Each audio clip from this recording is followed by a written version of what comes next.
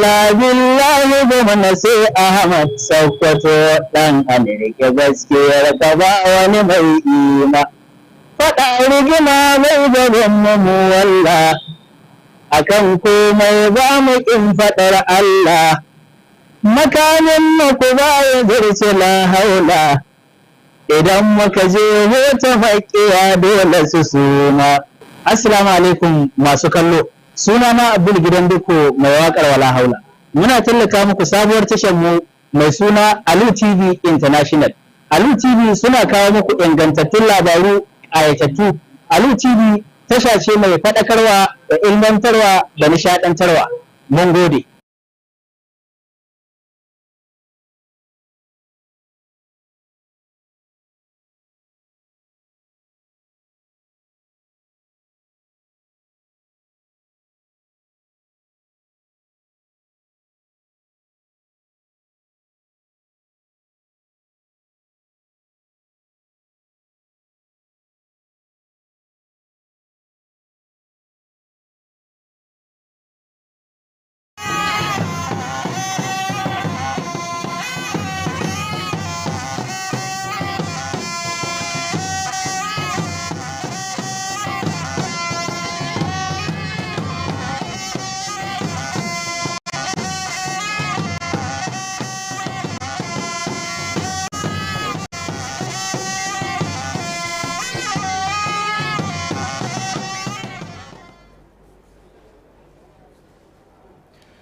Governor Ahmed Aliyu presents cash, certificates and a working tool to the graduates of the various skills acquisition programs.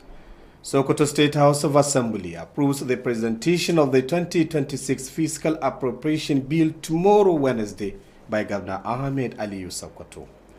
Wife of the State Governor Fatima Ahmed Aliyu distributes foodstuffs and cash assistance to vulnerable and elderly people towards bringing succor to the less privileged in the state. Good evening and welcome to Alu TV News. Today, Tuesday, the 16th of December 2025. It is also the 25th of Jumada Akhir 1447 after the Hijrah of Prophet Muhammad, peace be upon him. I am Hayatu Jibo Dallatu with the news.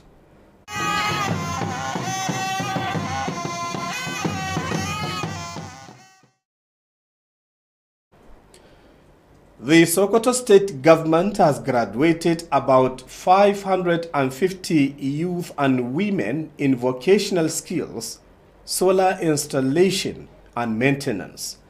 The development marked another milestone in the continuation of the effort of the Ahmed Aliyu-led administration to create job opportunities and self-reliance. Nasser Abubakar Iri completes the report.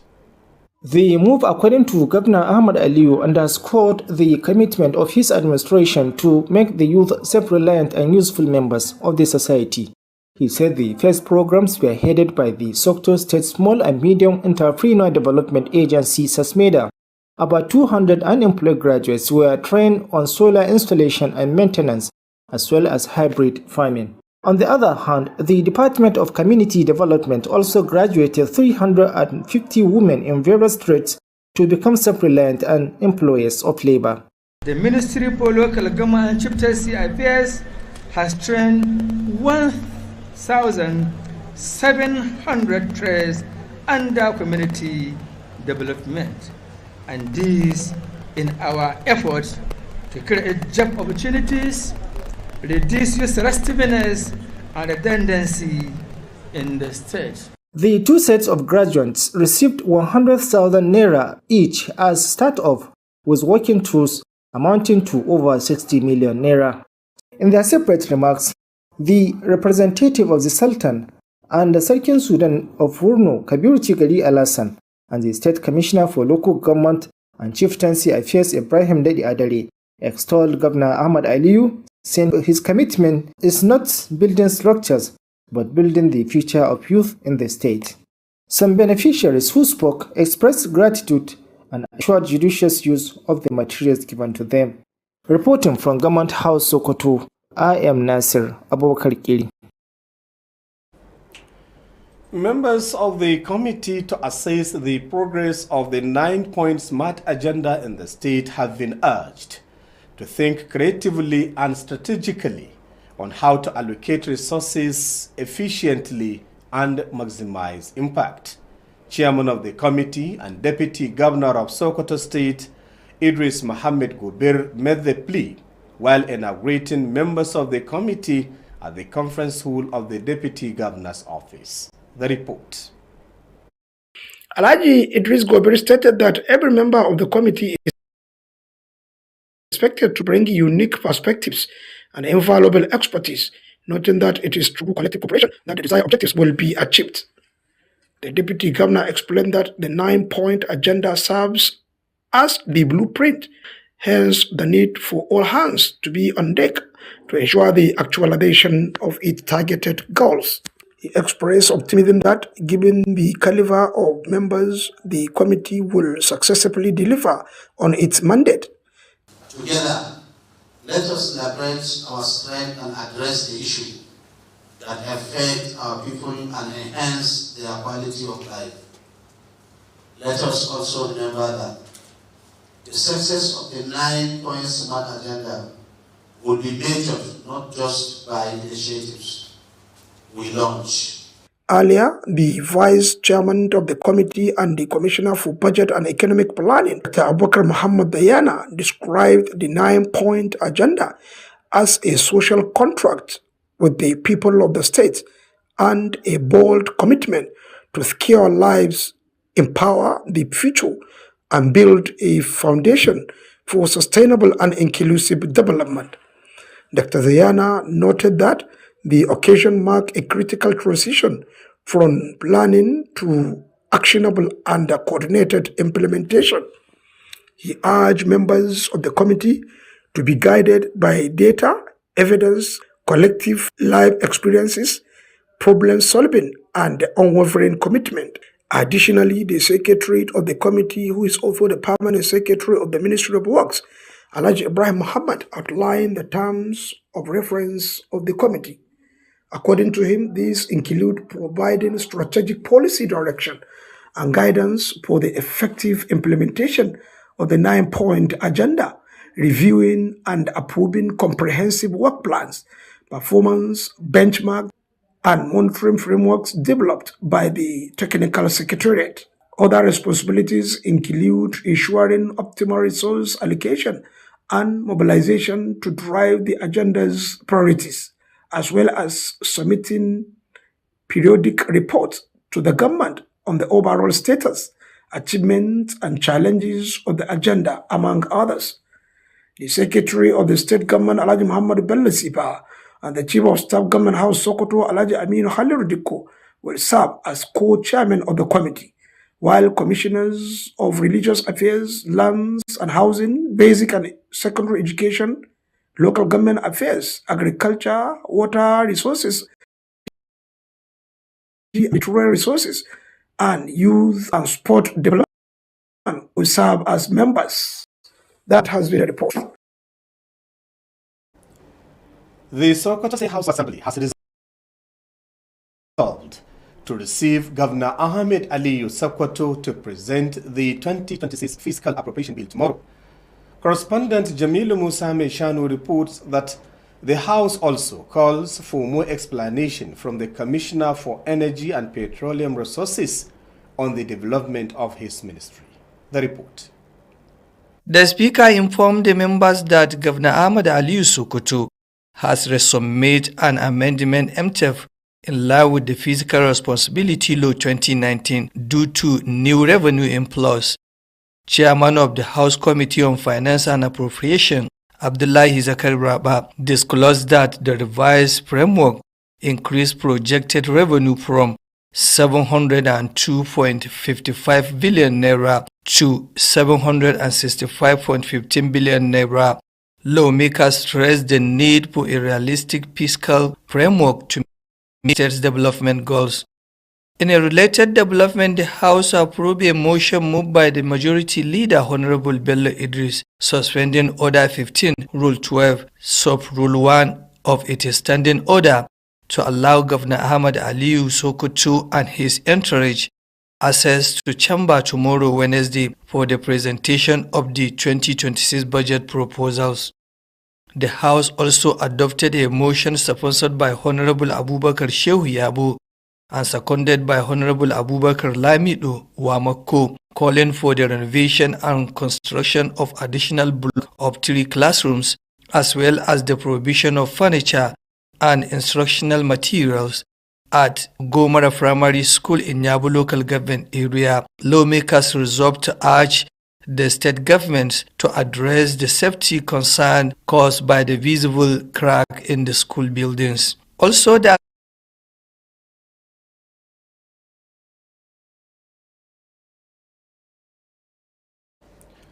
Don't forget you are watching Alu TV News, transmitting from Sokoto, the seat of the Caliphate.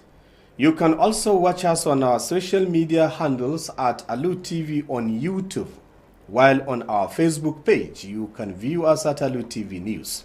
You can also download our mobile application on the Play Store by searching Alu TV and watch our previous programs or watch us live while the program is running.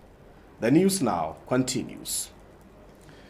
As part of the ongoing efforts to support vulnerable persons across Sokoto State, the wife of the President of Nigeria, in collaboration with the wife of the Governor of Sokoto State, Dr. Fatima Ahmed Aliyu Sokoto, under the Renewed Hope Initiative RHI Social Investment Program, distributed foodstuffs and cash assistance alongside a free medical outreach to elderly and vulnerable persons in the state. Our correspondent, Rabiu Abdullahi Wakili, reports that the event, which took place at the Sokoto State Government House premises, themed Finding Joy in an Old Age. His report. Speaking at the official launch of program, the wife of the Governor of Sokoto State, Dr. Fatima Ahmad Aliyu, who was presented the First Lady of Nigeria, Senator Olurime Tinubu, reaffirmed the administration commitment to supporting vulnerable groups, particularly the elderly, noting that the initiative aligned with the vision of Renew Hope agenda to promote inclusive social development. Dr. Fatima Ahmad Aliyu further stated that the initiative is aimed to bring joy to elderly persons by ensuring that senior citizens live in peace and happiness, especially during the festive period. Through this scheme, we have continued to express our gratitude and care for the men and women who have labored to build the Nigeria we are all proud to be part of today. She explained that 250 elderly persons aged 65 years and above were selected across the state to receive 200,000 naira each, while a total of 9,500 beneficiaries are expected to benefit nationwide, including the Federal Capital Territory, Abuja. Earlier, the Director of Administration, Ministry of Humanitarian and Social Welfare, Sani Yusuf, who presented the commissioner, revealed that the state government remains committed to ensuring that elderly persons in the state receive adequate care and support. He urged beneficiaries to utilize the assistance judiciously. Some dignitaries, including Mariam Suleiman Dimas, Special Advisor to the Governor on Resident Communities, and Dr. Farouk Umar of Nigerian Medical Association, Sokoto State Chapter, delivered goodwill messages during the launch of the scheme. They applauded Dr. Fatima Ahmad Aliyu for the intervention, described it as a timely and compassionate step towards reducing hardship, restoring joy to the elderly, and rekindling hope among the vulnerable. And it is very important to also tell this August gathering that Her Excellency, in collaboration with Doctors of Sokoto State, are working towards meeting the needy people in their localities, in their nook and crannies, those people that don't have access to public health. The assistance was distributed to the selected beneficiaries drawn from various communities across the state. The Renewed Hope initiative continues to serve as a platform for impactful social investment programs aimed at improving the lives of vulnerable people in Sokoto State. Reporting for Alu TV News, Ravi Abdullahi Wakili. Political office holders in the state have been charged to emulate the humanitarian services rendered to the good people of Sokoto State by Honorable Ahmad Farouk Abubakar. The call was made by the Special Advisor to the Sokoto State Governor on Agency for the Control of AIDS. So Sakat, Ibrahim Ahmad Aikin Allah has the rest of the story. While addressing participants at the school's acquisition graduation ceremony held at the Almajiri School in Gagi area, the chairman of Sokoto South Local Government, Malaya Muhammad Danda, commended the efforts of Ahmad Rufai in ensuring the well-being of the people of his local government area and the state at large. In his remarks at the ceremony, the district head of Gagi, Alhaji Sani Omar Jebbi, praised the governor of Sokoto State for appointing more indigents of his district to key positions, which he said has allowed them to contribute meaningfully to the state's development. The commissioners of the Ministry of Commerce and Industries and the Ministry of Skills Acquisition in Sokoto State, Haruna Abbas Bashar and Abba Muhammad Muallidi, appreciated the special advisor to Schema for taking the lead in facilitating the intervention. The founder of the foundation and special advisor, Ahmad Rufai Abubakar, thanked everyone for honoring the invitation and urged the beneficiaries to properly utilize the knowledge and experience acquired during the skills acquisition training to become self-reliant and useful to society. Honorable Ahmad Rufai Abubakar also used the opportunity to call on the Commissioner for Basic and Secondary Education to consider renaming the Almajiri School in Gagi to a more prominent name. He further suggested the possibility of separating the mixed gender secondary school in Gagi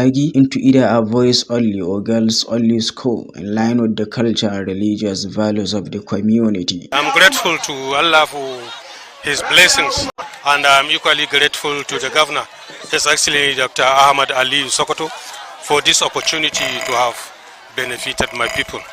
And this wouldn't have been possible if he hadn't given me the enabling environment and the opportunity. Alhamdulillah. The graduation ceremony featured 200 women who were trained in various skills across the Sokoto South local government area and beyond. Ibrahim Ahmad Aikin Allah, Alu TV News. To end the news, the main points. We reported to you that Governor Ahmed Aliyu Sokoto has presented cash, certificates and a working tools to the graduates of the various skills acquisition programs organized by the Sokoto State Government. We also brought you that the Sokoto State House of Assembly has approved the presentation of the 2026 Physical Appropriation Bill by Governor Ahmed Aliyu Sokoto tomorrow, Wednesday. We also told you that the wife of the state governor, Fatima Ahmed Aliyu, has distributed foodstuffs and cash assistance to vulnerable and elderly people towards bringing succor to the less privileged in the states. That's all we have for you today. On behalf of editor Bashir Abubakar and the news production team, I am Hayatu Jubudallatu saying wassalamu alaikum.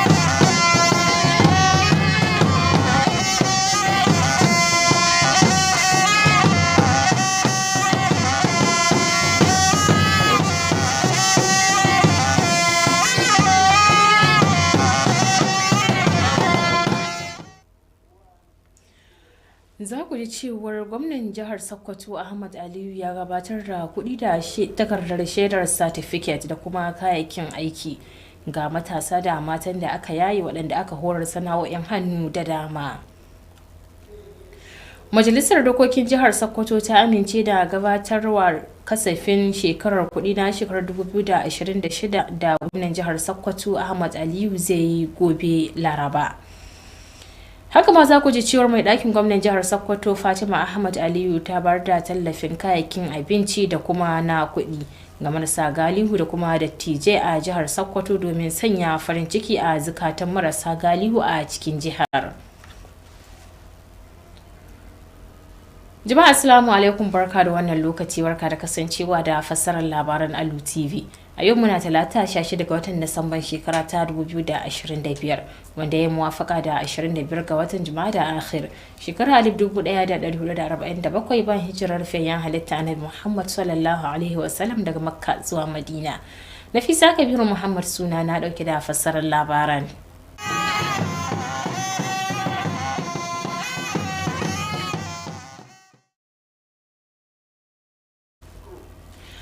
To yanzu kam sai a gyara zama domin kasancewa da cikakkun labaran, inda gwamnatin jihar Sokoto ta yaye kimanin matasa da mata 550 da aka koyar sana'o'in hannu waɗanda suka hada da yadda ake sanya wutar lantarki mai amfani da hasken rana wato sola a turanci da kuma gyaranta. Wannan dai ƙarin ci gaba ne da irin ƙoƙarin da gwamnan jihar Sokoto Ahmad Aliyu ke yi samar da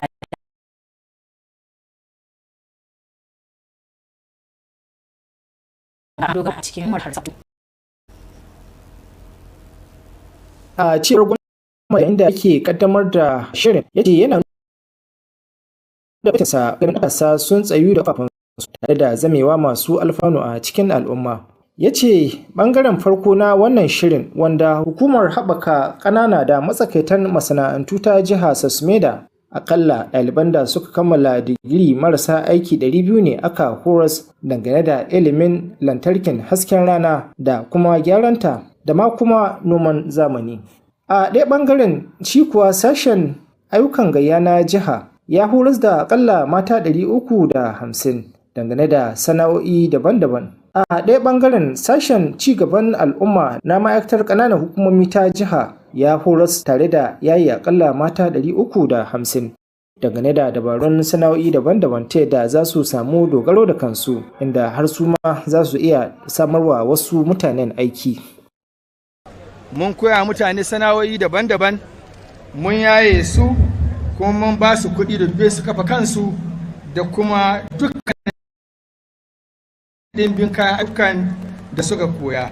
A wannan gaba ina son in jawo hankalin da cewa ba wata al'umma da ke samun ci gaba muddin matasanta da sauran al'ummata ba su da ayyukan yi. Rukunin biyu na waɗanda aka yayen kowannensu ya karɓi tallafin jarin sana'a naira 100,000 domin fara sana'a haɗi da kuma kayan aiki, inda a jimlace tallafin kuɗin ya kama naira miliyan 60. A jawabansu daban-daban, wakilin mai alfarma sarkin musulmi kana sarkin Sudan na Wurno Alhaji Kabiru Cigari Alhassan da kwamishinan ƙananan hukumomi da lamarin masarautu Ibrahim Dade a dare duk sun yaba wa gwamna Ahmad Aliyu, inda suka bayyana cewa ƙarara ayyukan shi na nuna da bai taƙaita ga gine-gine ba har da gina makomar matasa da mabukata a jihar nan. Wasu daga cikin waɗanda suka amfana da wannan shiri sun gaza ɓoye farin cikinsu tare da ba da tabbacin baiwa mara kunya. Ƙarshen rahoton kenan. Nasiru Abubakar Kiri daga fadar gwamnatin jihar Sokoto. An buƙaci kwamitin duduba ci gaban da ƙudurorin nan tara na gwamnatin jihar Sokoto suka samar a jihar da ya ƙara zurfafa tunani da kuma tsare-tsaren yadda za a tafiyar da dukiyoyi da kuma kadarorin gwamnati yadda ya kamata. Shugaban kwamitin kana mataimakin gwamnan jihar Sokoto injiniya wato Alhaji Idris Muhammad Gobir shi ne ya gabatar da wannan bukatar yayin nada membobin kwamitin a ɗakin taro na ofishin mataimakin gwamnan. Ga rahoton.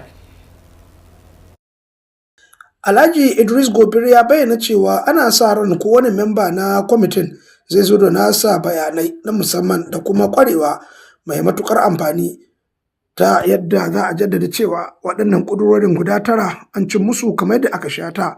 Mataimakin gwamna ya bayyana cewa tsarin ƙudurorin guda tara na gwamnatin jihar Sokoto su ne gimshin kai na tsare-tsaren duk waɗansu ayyuka da gwamnati za ta aiwatar a jihar Sokoto da tabbatar da cimma manufofin da aka sa a gaba.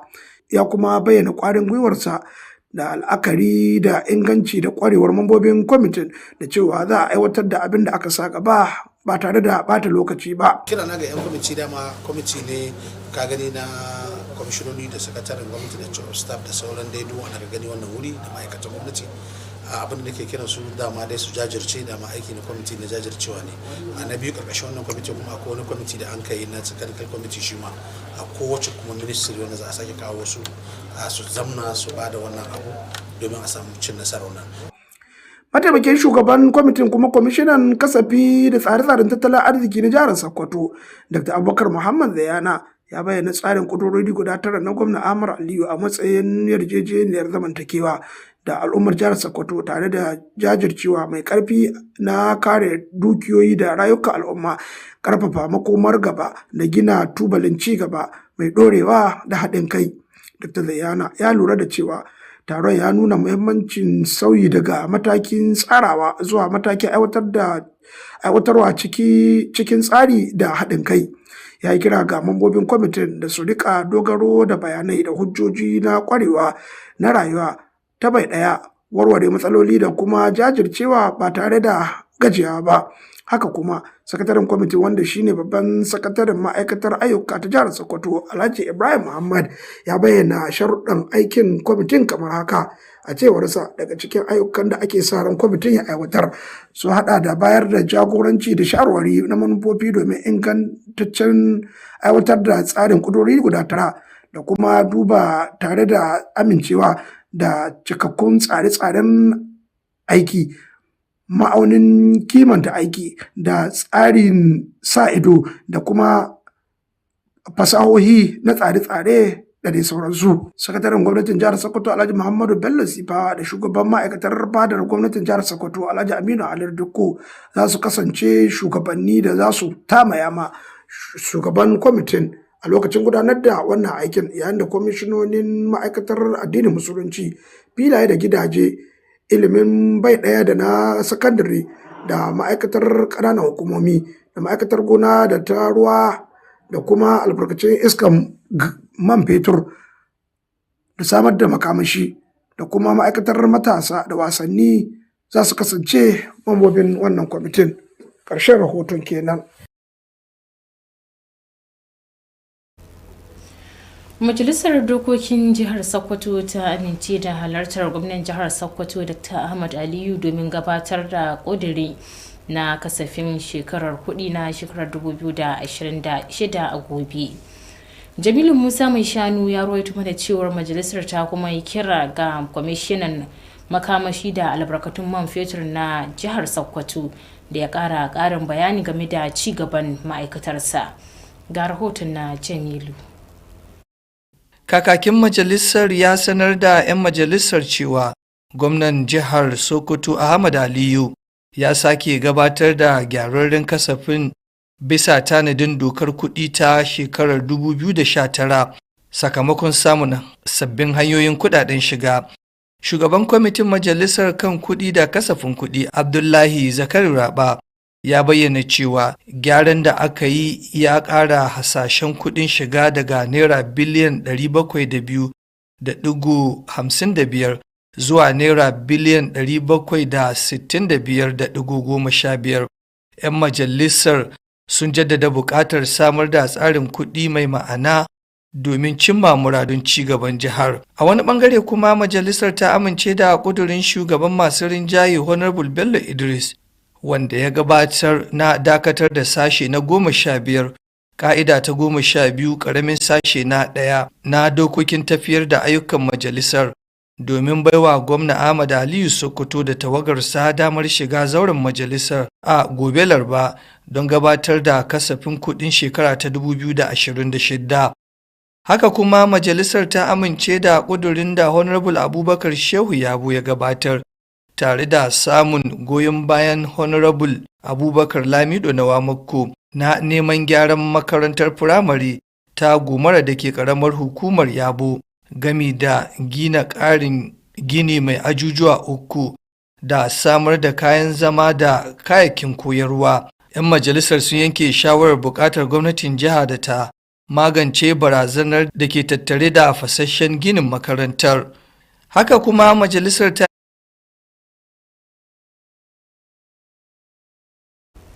To jama'a kada ku shafa kuna kasancewa ne tare da waɗannan labaran daga nan Alu TV Najeriya. Kada ku manta za ku yi bibiyar mu ta hanyar amfani da kafafen sada zumunta kamar YouTube a Alu TV ko kuma Facebook a Alu TV News. Haka ma za ku iya sauke manhajar Alu TV a Play Store domin kallon labaran mu da ma sauran shirye-shiryen da muke gabatarwa a daidai wannan lokacin da ma waɗanda suka gabata. To yanzu kuma labaran za su ci gaba. A wani bangare na kokarin marawa marasa galihu baya a sassan jihar Sokoto, mai ɗakin shugaban ƙasa haɗin gwiwa da mai ɗakin gwamnan jihar Sokoto Hajiya Fatima Ahmad Aliyu Sokoto ƙarƙashin shirin na inganta rayuwar 'yan ƙasa na Renewed Hope Initiative sun bayar da tallafin kayayyakin abinci da kuma na kuɗaɗe tare da kiwon lafiya kyauta ga dattijai da kuma marasa galihu a sassan jihar Sokoto. Wakilinmu Rabiu Abdullahi wakili ya rawaito mana cewar an dai gudanar da taron ne a fadar gwamnatin jihar Sokoto tare da yi masa takin sanya farin ciki a zukatan dattijai. Ga rahotonsa. Da take jawabi a wajen kaddamar da shirin, mai ɗakin gwamnan jihar Sokoto da ta Fatima Ahmad Aliyu, wadda ta wakilci uwar gidan shugaban ƙasa Sanata Oluremu Tinubu, ta jaddada ƙudurin gwamnati na ci gaba da tallafawa al'umma musamman dattijawa, inda ta bayyana cewa shirin ya yi daidai da manufar shirin sabunta fata na bunƙasa ci gaban al'umma. Da ta Fatima Ahmad Aliyu ta ƙara da cewa an ƙirƙiri shirin ne domin farantawa dattijawa rai, hanyar tabbatar da cewa su yi kwanciyar hankali da ciki musamman a lokacin kukan ƙarshen shekara. Kazalika bayyana cewa dattijawa 250 ne shekara 65 zuwa sama aka zaɓo da faɗin jihar Sokoto domin a ba kowannensu naira 200,000, yayin da ake sa ran mutane 9,500 za su amfana da shirin a faɗin ƙasar nan baki ɗaya, ciki har da babban birnin tarayya Abuja. Tun bayan kafuwar wannan gwamnati a shekara ta 2023, Renewed Hope Initiative ta ba da fifiko ga karrama tsofaffinmu 'yan ƙasa a duk watan Disamba domin la'akari da gagarumar gudunmuwar da suka bayar wajen gina wannan ƙasa tamu mai albarka. Ta hanyar wannan shiri muna ci gaba da nuna godiya da kulawarmu ga maza da mata da suka yi aiki tuƙuru wajen gina Najeriya da muke alfahari da ita a yau. Tuna farko daraktan gudanarwa na ma'aikatar jin ƙai da walwalar al'umma wato Sani Yusuf, wanda ya wakilci kwamishinan ma'aikatar, ya bayyana cewa gwamnatin jihar nan na ci gaba da jajircewa wajen tabbatar da cewa dattijawa a faɗin jihar suna samun kulawa da tallafi yadda ya kamata. Ya kuma shawarci waɗanda suka amfana da shirin da su yi amfani da tallafin yadda ya dace. Wasu daga manyan baƙi da suka halarci taron, ciki har da Maryam Suleiman Dimas, mai ba gwamna shawara ta musamman kan mazauna jihar, da Dr. Faruku Umar na ƙungiyar likitocin Najeriya reshen jihar Sokoto, yayin gabatar da sakonnin alheri a wajen kaddamar da shirin. Sun yaba wa Dr. Fatima Ahmad Aliyu bisa wannan shirin, inda suka bayyana shi a matsayin matakin da ya dace da tausayawa wajen rage raɗaɗin rayuwa, dawo da farin ciki ga gajiyayyu da yadda kyautata rayuwar mabukata. A ƙarshe an raba tallafin ga mutanen da aka zaɓo daga sassa daban-daban a faɗin jihar. Shirin kyautata fata na ci gaba da zama wata hanya ta aiwatar da jerin gwanon shirye-shirye wanda ke da manufar inganta rayuwar al'umma. An yi kira ga masu riƙe da ofisoshin siyasa a jihar Sokoto da su yi koyi da kyawawan ayyukan jinƙan 'yan adam da kuma taimaka musu, kamar yadda Honorable Ahmad Faruk Abubakar ke yi wa al'ummar jihar Sokoto. Wannan kiran dai na zuwa ne daga mai bayar da shawara na musamman ga gwamnan jihar Sokoto kan hukumar kawar da cutar nan mai karya garkuwar jiki wato HIV/AIDS. Ga rahoton Ibrahim Ahmad aikin Allah. Yayin da yake jawabi ga mahalarta a wajen bikin kammala horar da koyon sana'o'i da aka gudanar a makarantar almajiri da ke Gagi, shugaban karamar hukumar mulki ta Sokoto ta Kudu, Malam Ya'u Muhammad Danda, ya yaba da kokarin Ahmad Rufai Abubakar wajen tabbatar da jin daɗin al'ummar karamar hukumar sa da ma jihar baki ɗaya. To muna godiya ga musamman shi wannan SA wanda tun lokacin muna gwagwarmaya ta campaign mun san gwargwadon iko irin kokarin da ya yi ta Sokoto ta Kudu da kuma wannan mazaba ta Gagi. A nasa jawabi a wurin bikin, uban kasar Gagi Alhaji Sani Umar Jabbi ya jinjina wa gwamnan jihar Sokoto bisa naɗin asalin yankinsa a muhimman mukamai, wanda a cewarsa hakan ya ba su damar ba da gudunmawa mai ma'ana wajen ci gaban jihar. Ina magana da wani shekaran jiya ce bai unwa da bane ce ƙarya kake. Abinda mai girma gwamna ba a taɓa gwamna ya ce kowa da kowa sai ya jawo shi mai ba. Duk da hanya mai girma gwamna ya gyara, mutum ya hauta da mota ya ci umarnin mai girma gwamna. Kwamishinonin ma'aikatar kasuwanci da masana'antu da ma'aikatar koyon sana'a ta jihar Sokoto Haruna Abbas Bashar da Abba Muhammad Mu'alledi sun nuna godiya ga mai ba gwamnan jihar Sokoto shawara a hukumar asusun karo-karo da kiwon lafiya bisa jajircewarsa da kuma kawo ci gaba a yankin, wanda ya kafa gidauniyar. Kana mai ba gwamnan jihar Sokoto shawara Ahmad Rufai Abubakar ya gode kowa da kowa da ya amsa gayyata, tare da yin kira ga waɗanda suka ci gajiyar shirin da su yi amfani da ilimi da ƙwarewar da suka samu a yayin horarwa domin dogaro da kansu da zama masu amfani ga al'umma. Wannan abin mun saba dan tun wannan alƙawali ne, tun lokacin da muna kamfen mun wa mata alƙawalin wannan santa din, mun yi da wannan santa da mun taɓa yi lokacin da ana kamfen, to kuma mun tabbata musu insha Allah in mun samu dama za a ci gaba da wannan. To Honorable Ahmad Abubakar ya kuma yi amfani da damar wajen kira ga kwamishinan ilimi bai ɗaya da ya la'akari da sauya sunan makarantar almajiri ta Gagi zuwa suna mafi armashi. Haka kuma ya ba da shawarar yiwuwar raba makarantar sakandaren haɗaka da ke Gagi zuwa ta maza kaɗai ko ta mata kaɗai bisa la'akari da al'adu da kuma ƙa'idodin addini a yankin. Bikin dai na kammalawa ya ƙunshi mata 200 da suka samu horo daban-daban a fannonin sana'o'i a faɗin ƙaramar hukumar Sokoto ta Kudu da ma wasu yankuna. Sai dai mu ce mun gode, Allah ya saka da alheri. Muna godiya kuma alhamdulillah mun samu karuwa, mun samu faɗakarwa, muna fata Allah ya sa mu ci gaba. A musu ɗinkin tela, sabulun wanki, turaren humra, turaren mofin da turaren hayaki. Ibrahim Ahmad aikin Allah, labaran Alu TV. To duka iyakacin labaran kenan, kafin mu yi sallama da ku ga maimaicin wasu daga muhimman kanin su. Tun da farko kun ji cewar gwamnan jihar Sokoto Ahmad Aliyu ya gabatar da kuɗi da kuma takardar shaida ta certificate da kuma kayan aiki ga matasa da matan da aka yayi sana'o'in hannu da dama waɗanda gwamnatin jihar Sokoto ta ɗauki nauyi. Haka ma ko ji cewar majalisar dokokin jihar Sokoto ta amince da gabatar da kudirin kasafin shekarar kudin shekara ta 2026 ga gwamnan jihar Sokoto Ahmad Aliyu gobe Laraba idan Allah ya kai mu. Na ƙarshe kuma mai ɗakin gwamnan jihar Sokoto Hajiya Fatima Ahmad Aliyu ta rarraba kayayyakin abinci da kuma kuɗaɗe ga marasa galihu da kuma dattijai a jihar Sokoto domin sanya musu farin ciki. To duka iyakacin labaran kenan, a madadin editan labaran Bashir Abubakar da dukkanin waɗanda suka taimaka domin ganin labaran sun zo muku. Ni Nafisa Kabiru Muhammad da na fassara na karanto nake cewa assalamu alaikum wa rahmatullah.